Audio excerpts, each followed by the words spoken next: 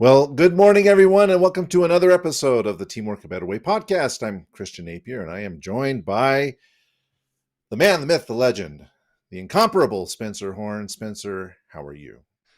Wonderful. I am wonderful. So happy to be with you this beautiful morning, Christian, and love your energy. Maybe it's because you were up in the beautiful mountains this morning. Yeah, it was cold up there, 36 degrees. We drove up the canyon, hoping to be able to walk around a lake, but A, the lake was still frozen. B, there were about 3 feet of snow covering the walkways and the pathways. So we just got up on the snow and took a few photos and drove back down the canyon. But it was still a lot of fun. We enjoyed it. Send those. I'd love to see those photos. Post them somewhere. Now. It Yeah, sounds they're on my beautiful. wife's phone. She's gonna have to do it. I didn't take the picture; she did. But yeah, it was great. We had a long weekend, Spencer. Did you have a nice weekend? Excuse me. Yeah. Still recovering from bronchitis, but had some time with family and, geez, spent some time just getting ready for a big move that's coming up, and so it was a working weekend. Oh well, I'll ask you about the move later. But we've got a great topic for our listeners and our viewers today. Love what you do, nurturing happiness and passion in the workplace. I know you love what you do. I love what I do, but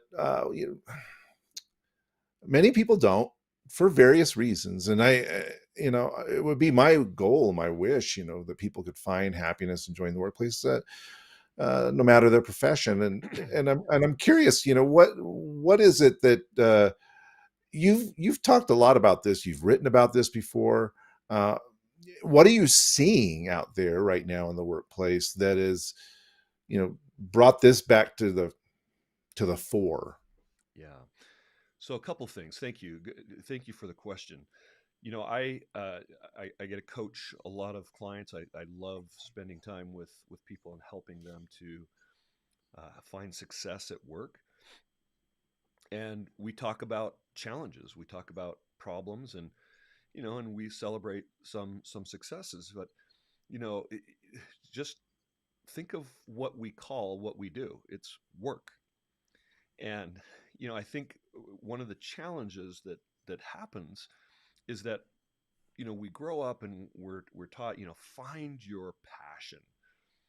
If you do something that you love, this is a quote that we often hear. If you do something that you love, you never have to work a day in your life.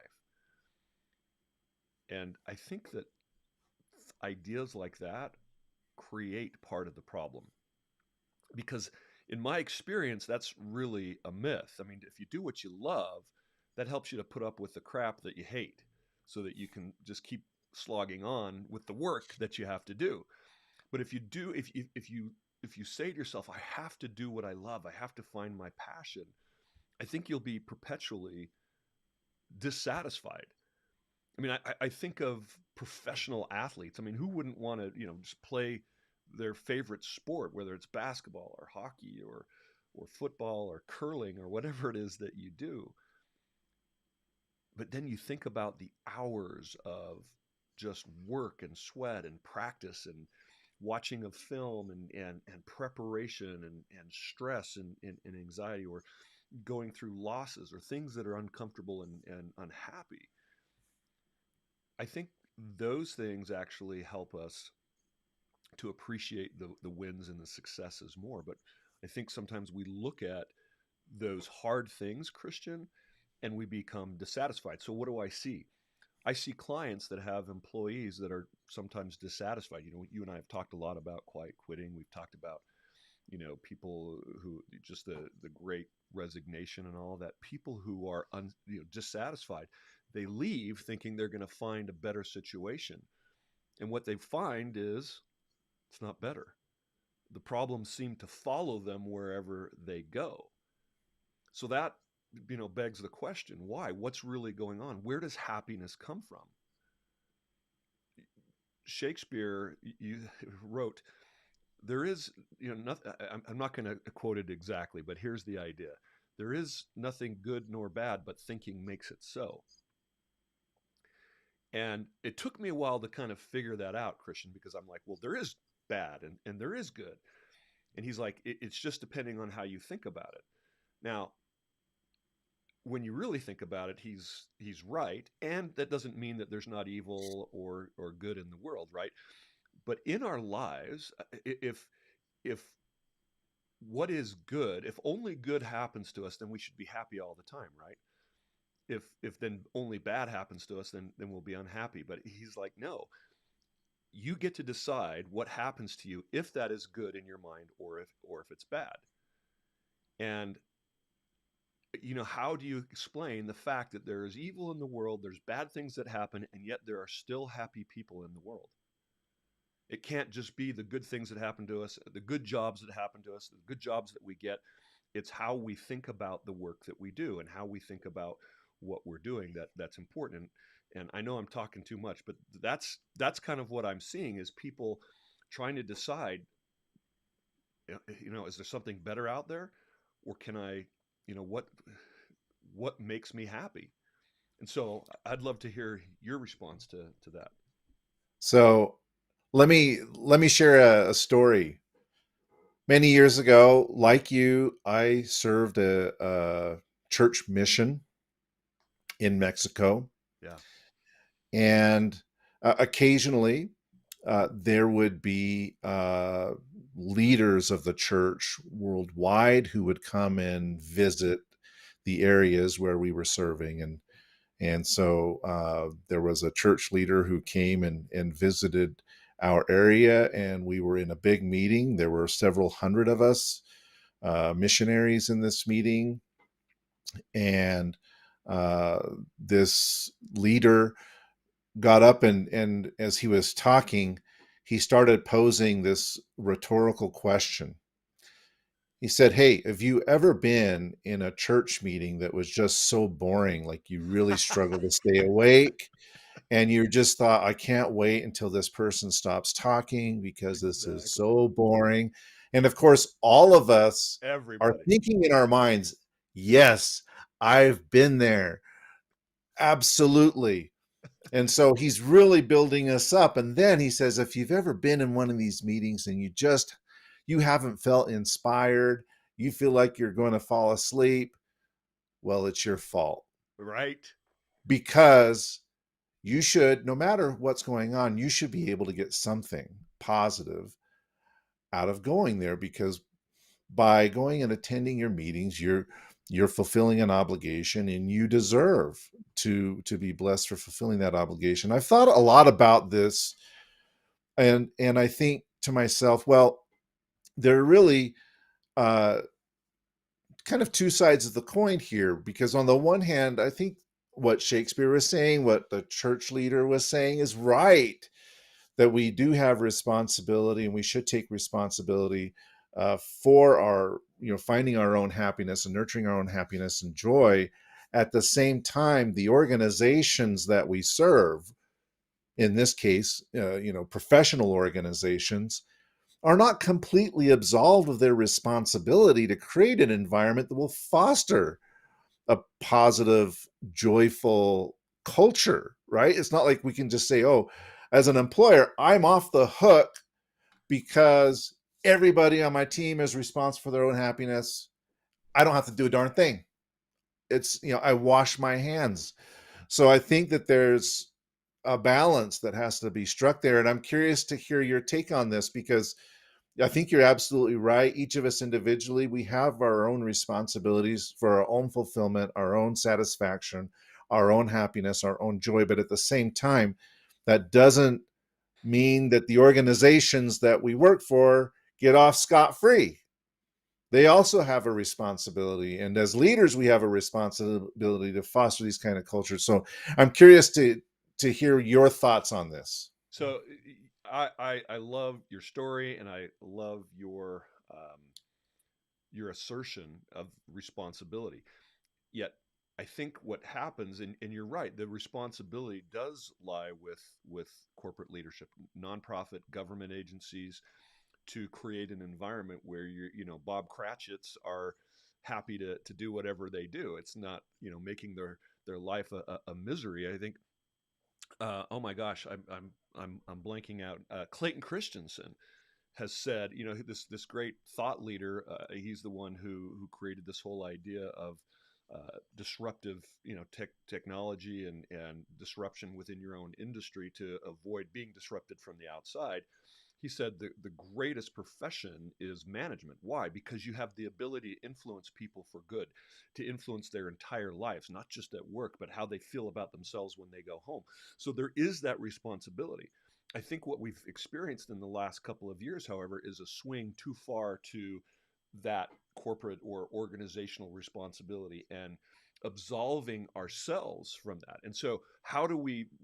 There's some people call it the Goldilocks zone, right? I mean, you can't just have only corporate responsibility and you've got to make my life amazing. So I need to have ping pong tables and massage therapists and all of that. And you can't just have individual personal responsibility and a hellhole to work at. Both of those things need to happen. And when that happens, then that's amazing.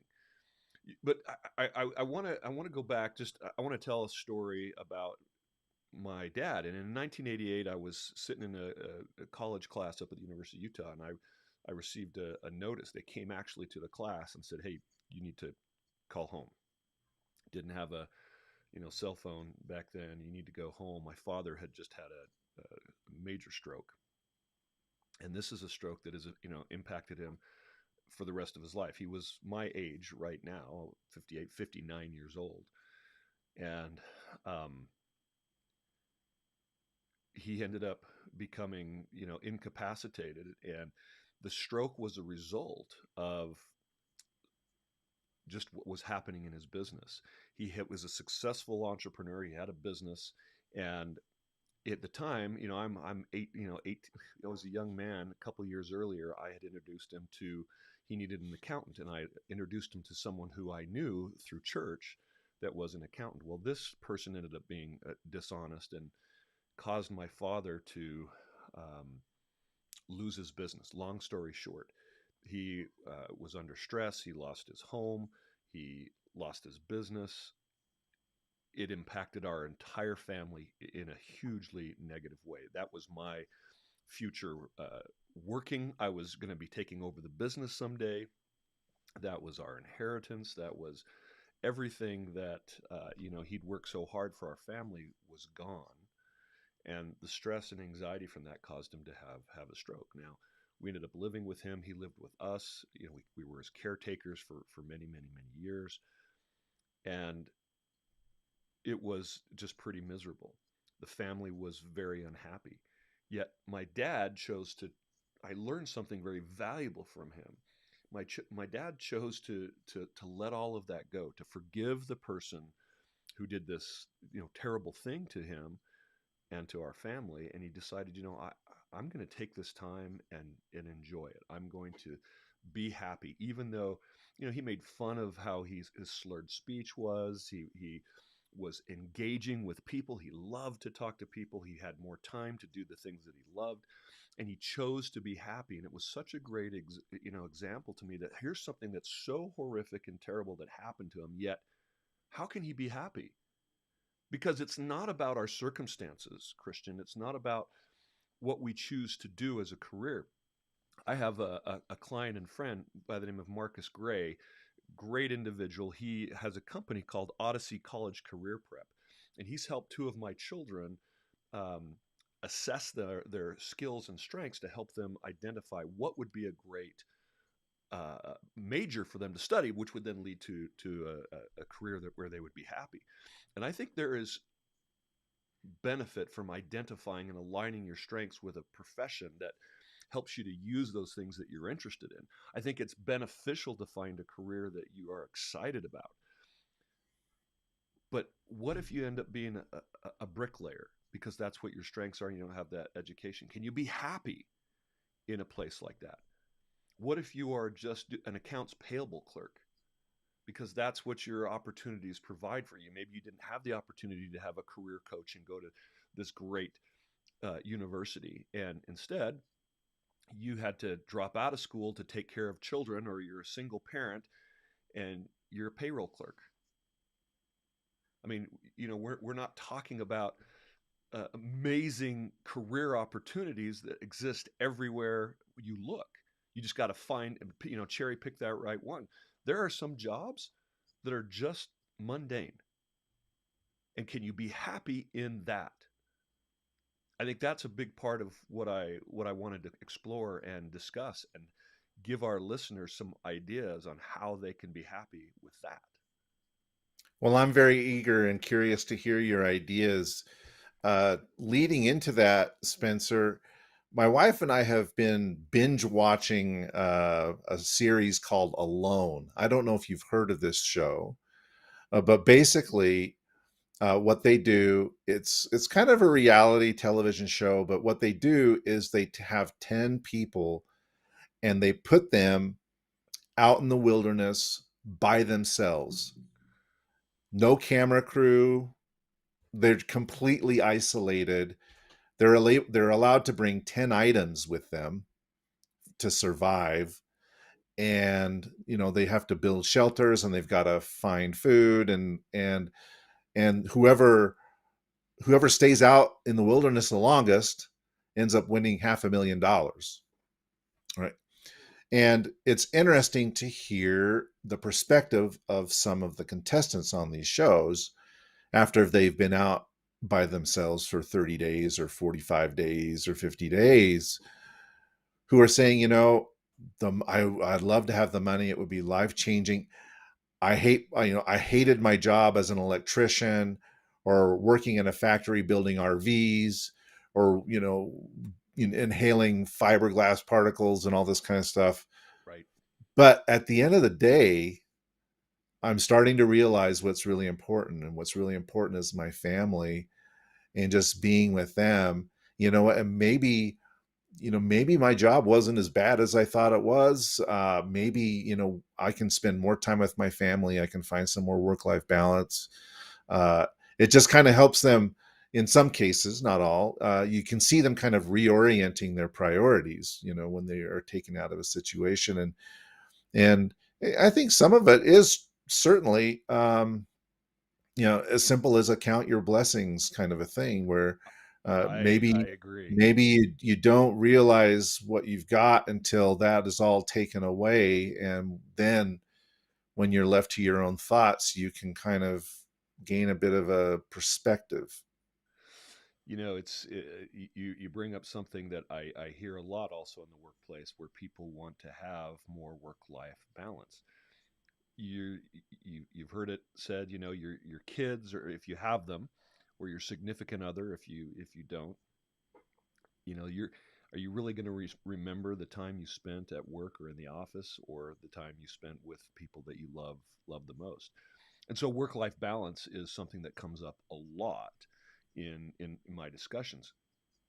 And I think that's another myth, that there is such a thing as work life balance. I mean, let's say you work just 8 hours a day. Now, many of you listening to this probably work more than that. And you may need to sleep, if you're like me, 7 hours a night, or maybe more. And how much time does that leave you? Well, you've got, home chores to do, you've got kids to take to places, you've got, all these things that you have to do, for going to doctors or paying your bills. How much time does that really leave you for yourself? And so sometimes what happens is we begrudge that we don't have more time for ourselves. Now, if the time you have for yourself is only 2 hours, is that really balance? Well, some would say, no, it's not balance. I should have 8 hours for myself. Well, that's not reality. But if you have those 2 hours, how you spend them is really important. So instead of watching your children play, get in the sandbox with them. Even if it's watching TV, let me give you an example of how we do this with the time that we have. So my youngest son, I mean, he's 20, 22. We're watching the hockey playoffs right now. The Vegas Golden Knights are our team, and they have been since we lived in Las Vegas, and they came there, and so we're just thrilled. They just made they're going to be going to the Stanley Cup playoffs, the finals, and so but during this whole series, our son comes over and watches that with us, and so that's something that we do. We also have time because we like movies, But it's not just sitting there mindlessly watching a show. We have made watching a show together something special. So, for example, we made a list of all the music composers that we love. So, for example, we started with Henry Mancini, who wrote the Pink Panther themes and some of that great music for the 60s and 70s. And we found all the movies that he wrote the music scores for. And we watched some Pink Panther, but we found movies that we'd never heard of. And we would just watch them because we like, okay, listen, here's the score, like these horror movies, and it's really strange, like this harpsichord. And so we're having an experience watching a movie, not just watching a movie, but we're choosing what to watch. And then we watch the Marvel movies in a unique way. Our son found a timestamp for every single Marvel movie, so we watched them in chronological order as they would happen through time. You know, obviously it's fantasy, but and so we would watch a part of a movie. Some of it was like 15 minutes, and we'd watch the next one. We'd have to go find it so we could watch a continuous string from the beginning to the end, and it was just a blast. But it's an experience that we share, even if you're just sitting there watching TV or a movie. That it's about the quality of the time. That's what makes life balance. That's what we have fun doing and discussing and you know just making the time that we have together better. I don't have I all love that it. time to exercise, but like, what did you do today? You went up to the mountains. Why? Because I don't know, it's beautiful up there. When I exercise, I choose to go outside. Why? Because it does something for my soul. I do exercise in the house. I do go to the gym. To me, that's not as fulfilling as when I choose to take the time that I have and do something else with it. And so I think that's what we have to look at is choosing to make our lives better by design. One of the things, Spencer, I'm curious to get your thoughts on, because you're absolutely right. One of the things that as you were talking about this, this popped into my brain. Hmm. Uh, um, in actual preparation for teaching at church on Sunday. I hear you've Uh, been doing that a while yeah, as a teacher. it's been a long while, but I thoroughly enjoy it. I really like that. But uh, I was I was reading this story. Uh, it was actually a study that was conducted by Deloitte of millennials and Gen Z, and there's a lot of stress amongst that generation in the workplace. So a Yeah. few statistics. 46% of Gen Z surveyed indicated that they are stressed out at work all of the time or most of the time. One third of them mentioned that they are exhausted, they lack energy at work, they feel mentally distant. 42% are struggling to perform to their best abilities. Uh, there's a lot going on there, and as I was reading that, is again, I'm not an expert in this area, but I was asking Uncle Google a little bit more about this and negativity, and and you can speak to this much better, more authoritatively and eloquently than I can. But Oh, you know, I don't believe that, this the Christian. You're studies. There are a range of studies there that show that we have thousands of thoughts a day, many, yeah, and including unconscious things. But sure. the large majority of those thoughts are negative, and you can kind of put those in a few buckets. One is a pessimism bucket.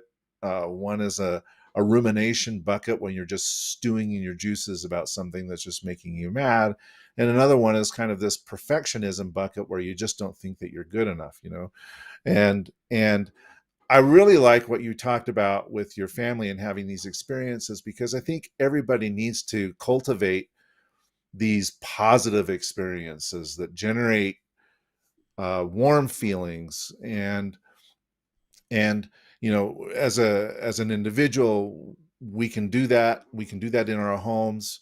And I think as leaders, we should look to try to find ways to do that in our workplace, to create positive feedback loops in our teams, to recognize and appreciate people who are working so hard, for them to recognize their peers and give gratitude. And I'm just curious to get your take on this, Spencer, because I feel like We are predisposed for whatever reason. I don't know if it's biological, evolutionary, whatever it is, but we may have a predisposition to have these kind of negative thoughts, We do, and which it's a which survival which mechanism. contradict, finding they impede our ability to find happiness and joy That's and right. satisfaction in what we do.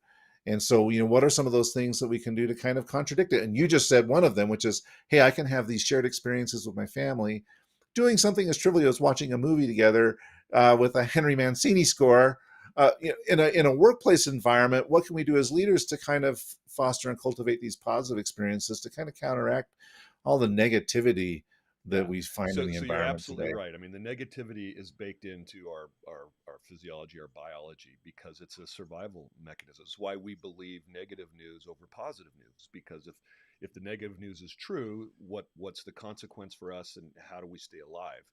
And so it's our minds are always focusing on what could potentially go wrong and what is wrong. And I personally, my personality actually focuses on the negative naturally much more quickly than some people.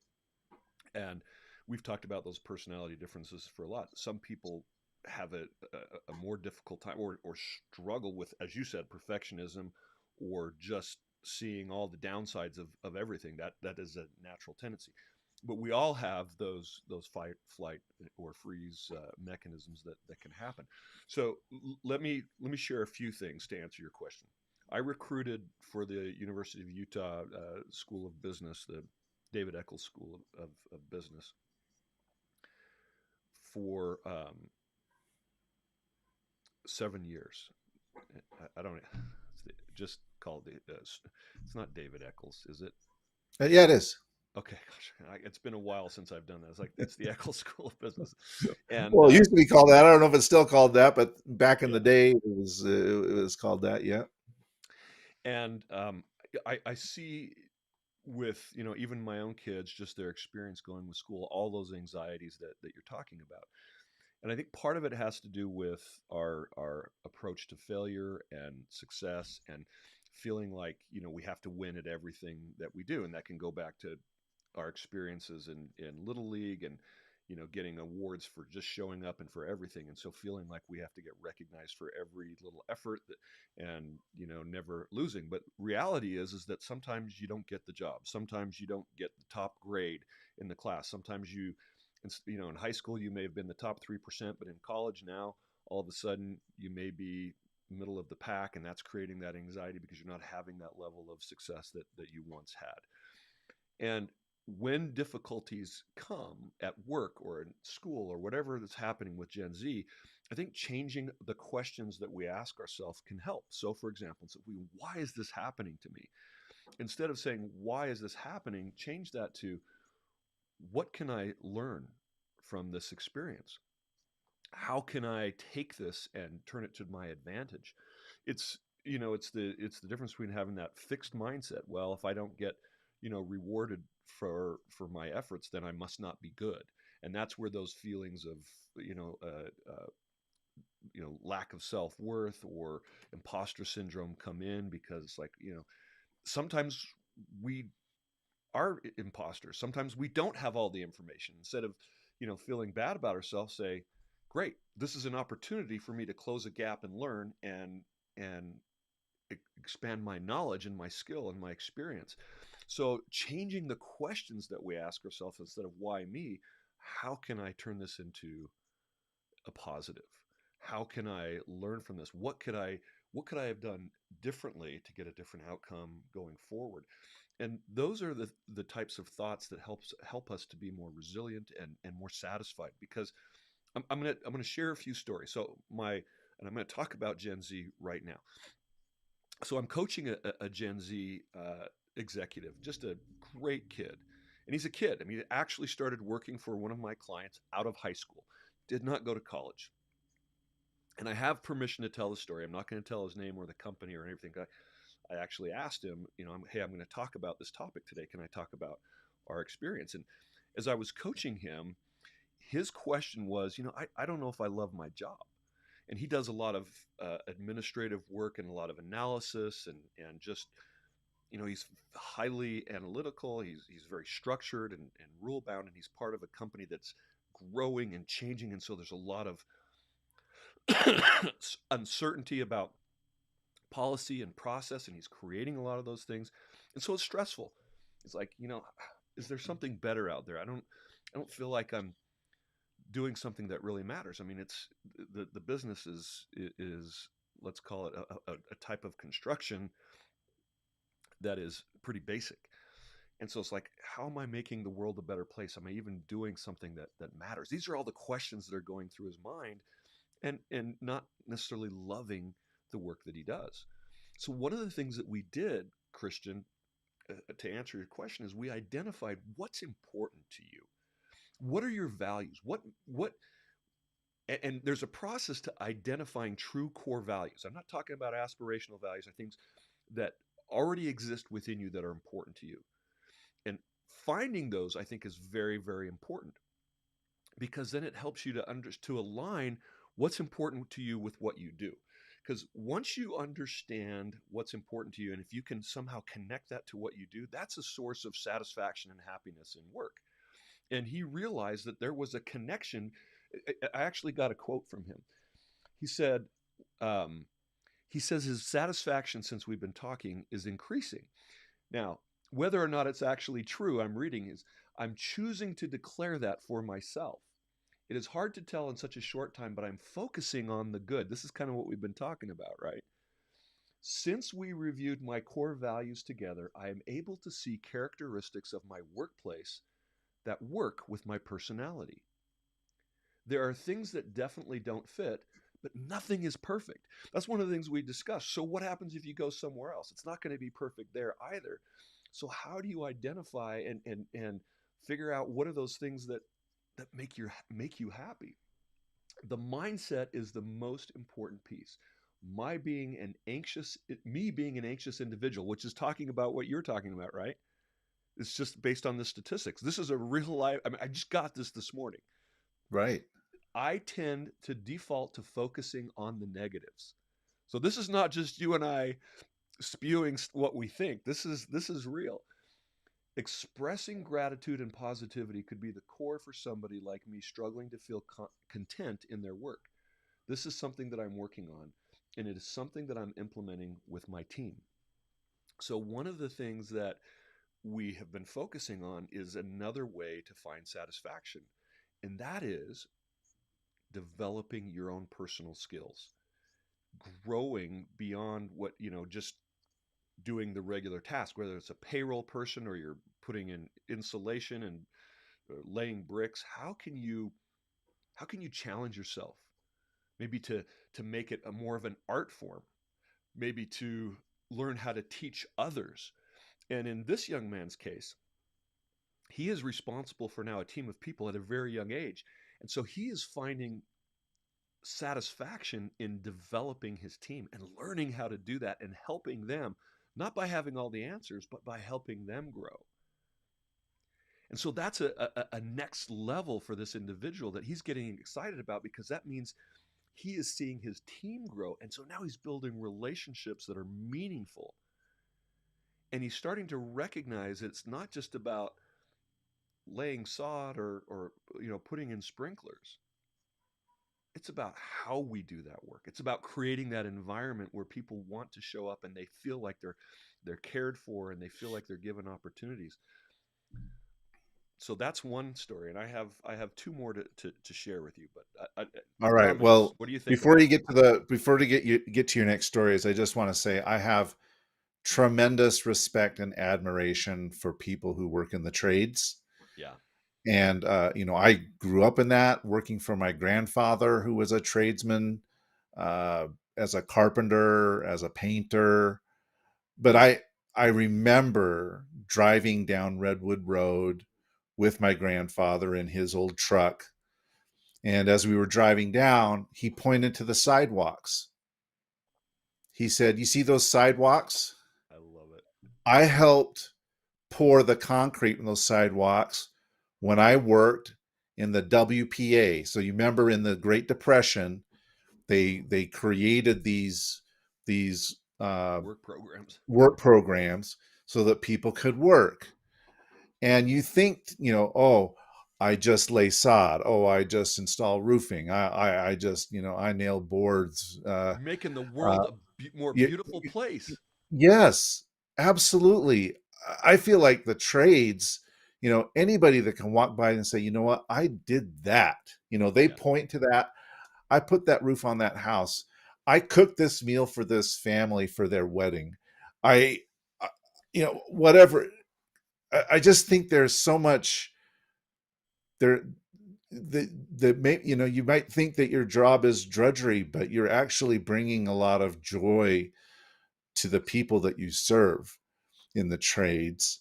And for me, it was really heartening to see my grandfather, 50 years after he had done this work, point to it and say with pride, I did that. I did I'm that. sure that he didn't really enjoy it at the time. That was backbreaking work, but to be able, with a little bit of age and perspective, to kind of look back on things and say, I built this, I did this, which was something that was lasting. It had permanence. It brought him a tremendous amount of pride, and for me, like I say, I just have huge admiration and respect for people who work in the trades, because you do have impacts on the everyday lives of people, and you can make their life a little bit more comfortable, a little bit more joyful, just because of the things that you're doing, because you installed this plumbing, you installed the electricity that allowed them to watch their favorite show in chronological order with their children. And And I think that that is I think it's wonderful. and I think that is a key to happiness, is to connect what you do with how you make the world a better place. And sometimes we forget that. We get stuck in the drudgery, and it's like, hey, we are making the world a better place. We have a comment from Carla Klein, who always so grateful for that joining our show today, listening from Canada. And she says, she quotes us, leaders have a responsibility to how their teams feel about themselves when they go home. So she gives us high five for that. Thank you for listening and commenting, Carla. Um, there's a book in an article that I shared with you, how to be happier at work. And the book is called The Good Enough Job by Simone Stoltzoff. The Good Enough Job. And he's somebody that's interviewed hundreds of people about what makes them happy at work.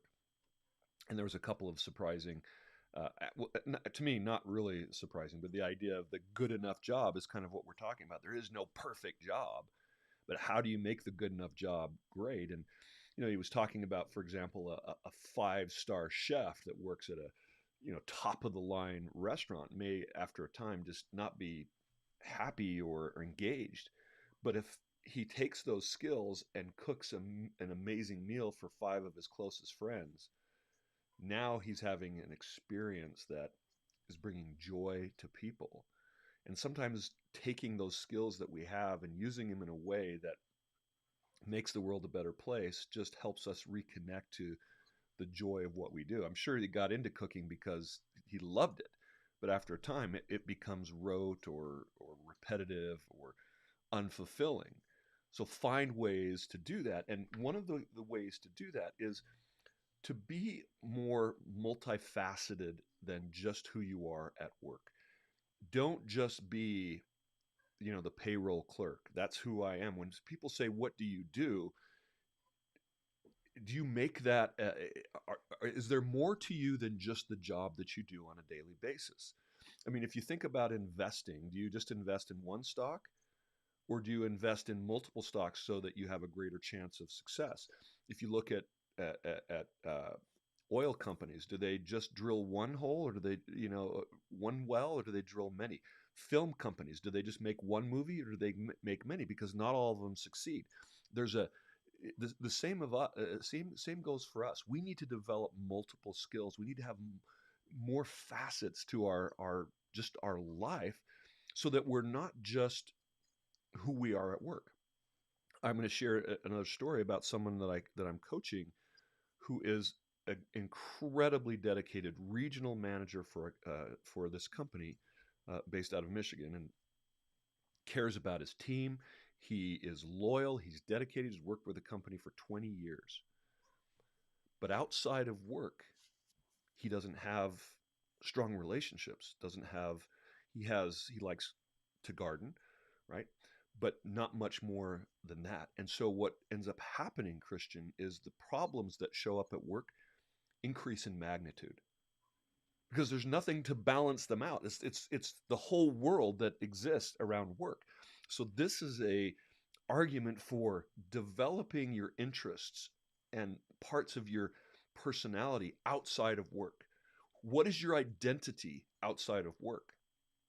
Christian, you mentioned you are teaching Sunday school, and you have for years. You have a skill outside of that. You're an entrepreneur. You have consulting business where you consult major organizations, quasi government organizations, the Olympic Committee. Um, you have interests in music. I've listened to your YouTube videos where you're playing guitar.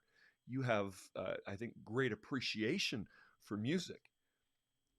You love great Mexican food and also great other foods. You enjoy being with friends, and you enjoy being with your children. You and I and your son went and discovered a great barbecue place when we were in Dallas and had a great time, right? So it's not just that you're not just Recanto.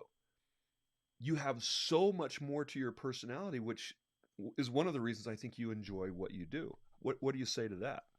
No, I think it's important. It's important to have these interests that A, bring you joy, and B, bring you perspective.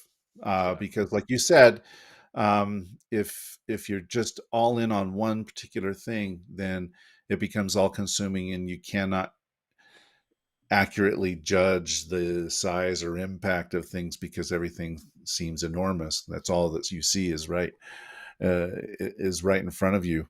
Yep. So I think your point is absolutely well taken. One thing that I know we're running up against it on the time, but one thing that you mentioned before we started is one thing you can do to make sure that you find happiness and passion in the workplace is to take advantage of opportunities that may stretch you, that help you grow. And I'm curious your thoughts on that. Oh, 100%. You and I have talked about not just focusing on our strengths, but working on our weaknesses. Those endeavors take, excuse me, hold on.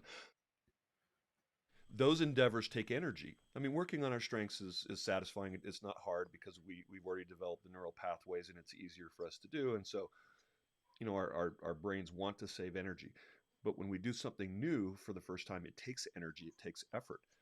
And as long as it's not something, Christian, that is insuperable or just unachievable, and so we become defeated or deflated. Now, we can always learn from that, but if it's something that stretches us and makes us uncomfortable, when we eventually develop those competencies that enable us to succeed, there's a great euphoria that comes. There's a great satisfaction that we experience because we have overcome something difficult. Why do we value the championship that was so hard won? Because it means more for us to have won it when it was hard to get there. If we achieve a goal that didn't take any effort, we don't value what it took to achieve that goal. And so that's not a valuable result. But if something is expensive in effort and time and energy, well, then the value increases. And so I think, you shared stories in the past of how you took on projects that were outside of your expertise. And what was the result of that when you were able to have success? Well, it brought a lot of satisfaction, and it also allowed me to take on other opportunities that I might not have otherwise had. You know, I'd like to actually give an example of my son, Yep. Zachary. I hopefully Zachary, I won't embarrass you here, but he he is very, very bright, but sometimes is not confident in his abilities. Hmm. And we recently had a need to change. the approach or the system that we're using in Raconto that does our transcription, and uh, we needed to come up with something that met a certain number of requirements for clients, and also that would allow us to do it in a cost-effective way. And I asked Zach, because he has done a lot of just tinkering around with all of these large language models, the AI stuff, the visual stuff. If he could come up with some kind of a solution, and he was excited, but at the same time reticent, because he's like, "Well, Dad, I'm not really a software developer. It's not, it's not my thing." But he dove into it and he figured this out, and what he has built is awesome. I couldn't believe it. I ended up using it last week on a project, and it did transcription and translation uh, on a par with human transcription, not so much on the translation side, uh, and was able to generate subtitles. I couldn't believe what he had created, and I don't even know if he could believe what he created. But because he did that, and he spent a lot of time learning about things, teaching himself, reading forums on Reddit, watching videos on YouTube, uh, you know, doing a lot of stuff in various communities and bringing a variety of tools together. He is now at a point where he's one interview away from a software development position that could potentially change his life. And it's all because, even though he had some trepidation, he's like, okay, well, you know, I, I'll I'll take a stab at this. I will try it, and I couldn't be more proud as a father, as a parent, to see him stretch himself and overcome his fear and his lack of confidence to try to learn something new and different. And he just absolutely, in my biased opinion, he hit it out of the park.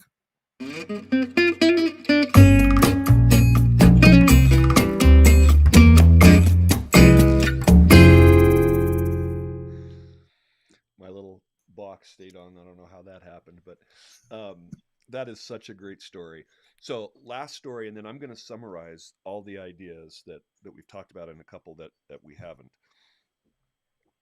So we're talking about Gen Z, and we have some experience with my clients and also our children. My son Josh is now in his fourth year of doing summer sales, and he's been doing that to pay for his education. He's now this Saturday will have had his first year anniversary being married, so he has responsibilities now.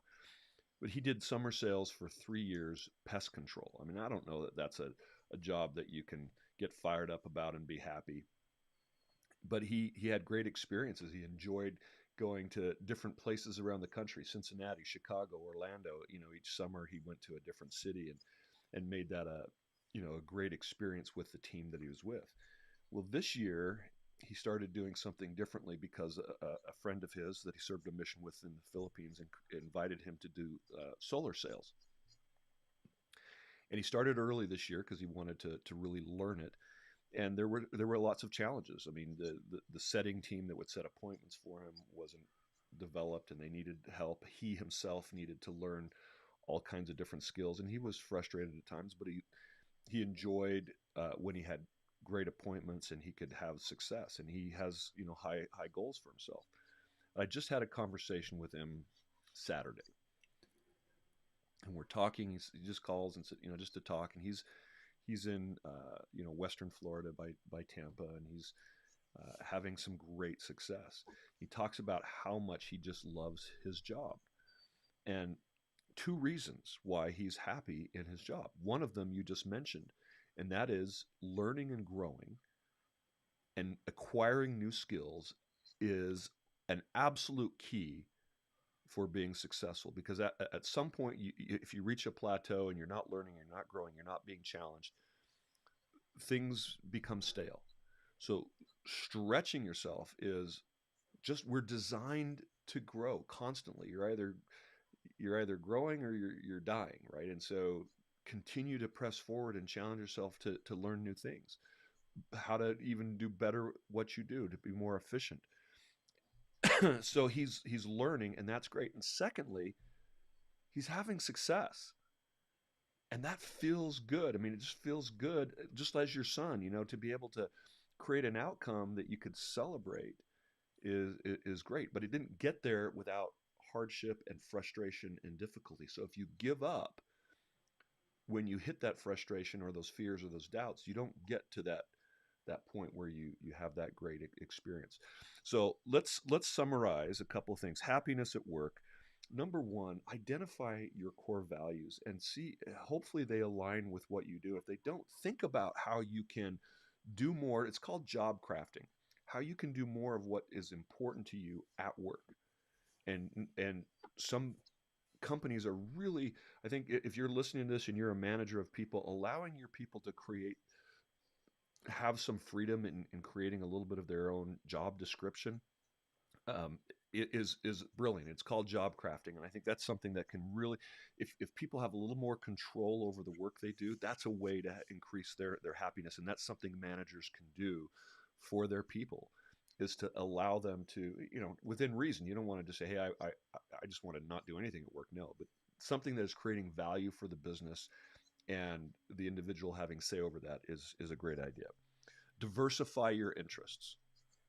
Not just, don't be unidimensional, invest in other hobbies and interests outside of work, so that your identity is not just what you do at work. It's more than that. And I think that is something that will help you increase your satisfaction in life and in work. Invest in relationships. Relationships, we are designed to connect. I know there's a trend right now with a lot of young people to just withdraw from society and relationships in general. 1 in 10 are just saying, I don't want friends, I don't want close connections. They just want to achieve success on their own, and they're finding that that's adding to mental illness and depression and all kinds of challenging issues. So connect and build relationships. Develop your talents at work, and push yourself, as we've been talking about. Set goals. Have goals that make you a little nervous, but that challenge you. Stop worrying about work life balance, and make the time that you do have richer by being more purposeful with the time that you do have. Focus on the quality of life, not just the quantity of the time that you have. Those are some of the ideas that I have. Anything that you feel like I missed?